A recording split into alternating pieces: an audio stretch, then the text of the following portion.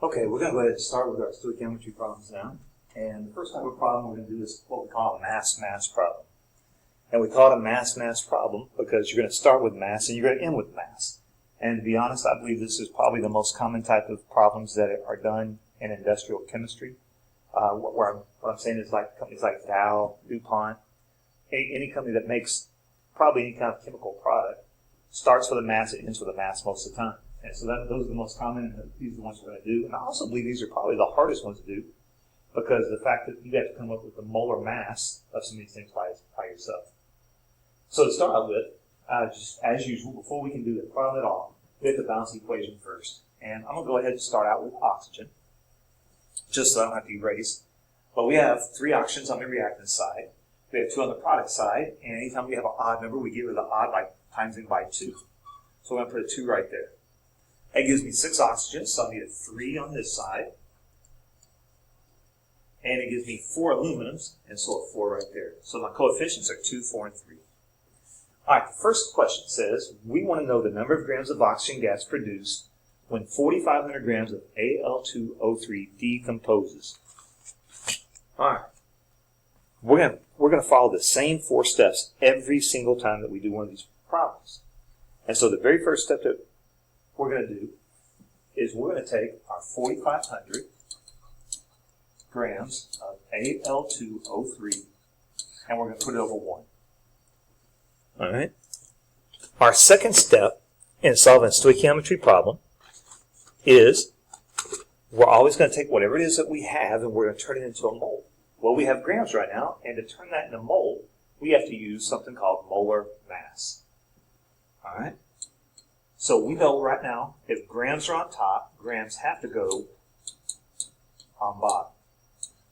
And since we're going to use molar mass, which is the mass of 1 mole, we're going to put 1 mole of Al2O3 on top. Now we've got to calculate the molar mass of aluminum. Aluminum, if you look on the periodic table, weighs 27. There's 2 of them, so that weighs 54. Oxygen, there's 3 of those. Each one weighs 16.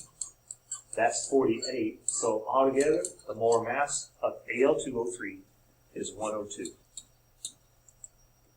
All right. Our third step in this process is going to be to do a mole-to-mole ratio. And to be honest, this is the only thing that we need a balance equation for is for this step right here. So we have moles of aluminum oxide on top, so those are going to have to go on bottom. And we're going to go with moles of what it is I'm looking for on top. Well, it says we're looking for oxygen, right?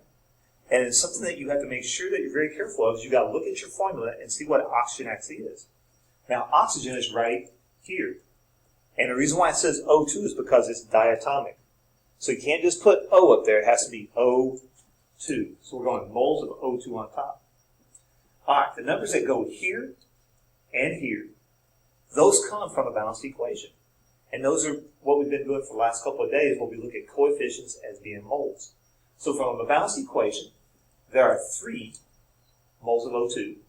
And from our balanced equation, there are 2 moles of Al2O3. The last step is to take whatever it is that you have moles and turn it into back to what you are looking for. And we weren't looking for moles of oxygen, we were looking for grams of oxygen. So we have to change moles back to grams. So mole has to go on top, or on bottom, on bottom. And this step is always going to be 1 mole also, because again, we're going to use molar mass. And the molar mass of oxygen, of O2, is 32 grams. That takes care of moles. My final unit is grams of O2. So now it's just a matter of doing the math. So if it's on top, if you remember it's on top, you multiply. If it's on bottom, you divide. And when it's all said and done, you should come out with about 2,117.6 grams of O2. Just did our first mass-mass problem. All right, let's do another one. The second one. This one asks us for the number of grams of aluminum produced if 120 grams of oxygen gas is produced. So we're going to start with what we have, which is 120 grams of O2 and we're going to put it over 1. The steps never ever change. So our next step is to take those grams and turn it into moles. And the only way we can do that is by doing something called molar mass. So grams of O2 on bottom, always 1 mole on top. Well, we just figured out the molar mass of O2 a minute ago is 32. So the 32 goes right there. Grams of O2 cross off. My third step, always mole to mole ratio. So we're going to go from moles of what we have to moles of what we're looking for. And the importance of this step is that we get from one substance to a different substance. So moles of O2 on bottom and moles of aluminum, which is what we're looking for on top. Now again, those numbers that I'm going to put there, those come from a balanced equation. So from my balanced equation, I have 4 moles of aluminum and I have 3 moles of O2. The moles of O2 are going to cross off. And I'm down to my last step, which is to go from moles back to what I'm looking for. And since this is a mass problem, again, I'm starting with a mass and I'm going to end with a mass. So we're going to go with 1 mole on bottom so that we can cross moles out. And we're going to go with grams of aluminum on top. And the mass of aluminum is 27. And now the only unit I have left is grams of aluminum, which is what I was looking for. So now again, it's a matter of doing the math part. And if it's on top, you multiply. If it's on bottom, you divide. And when I do the math, it comes out to 135 grams of aluminum. Okay, we just did our second one. All right, let's do one more. And I think we should be okay on this. But question C says this. Question C asks us to find the number of grams of aluminum oxide needed to produce 175 grams of aluminum. So one more time, first step is always take what you have and put it over 1. So we have 175 grams of aluminum over 1. Step 2 hasn't changed yet. We're going to take grams, turn into moles. Do that by using molar mass. So on top should be 1 mole of aluminum. On bottom is going to be grams of aluminum.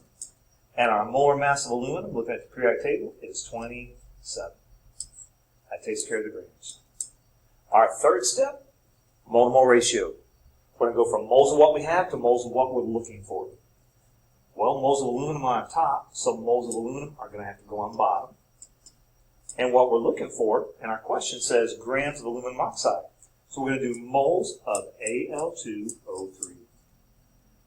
All right, from a balanced equation, I have 2 moles of aluminum oxide, and I have 4 moles of aluminum. The last step, go from moles back to what I'm looking for, and I'm looking for a mass. So I'm going to go 1 mole, Al2O3, on bottom. That way I can cross out those. And on top, I'm going to go grams of Al2O3. And from the very first problem, we've already figured out what the molar mass is. From the very first problem, remember our letter A, we figured out that this is 102. So I have my units now, which are grams of aluminum oxide.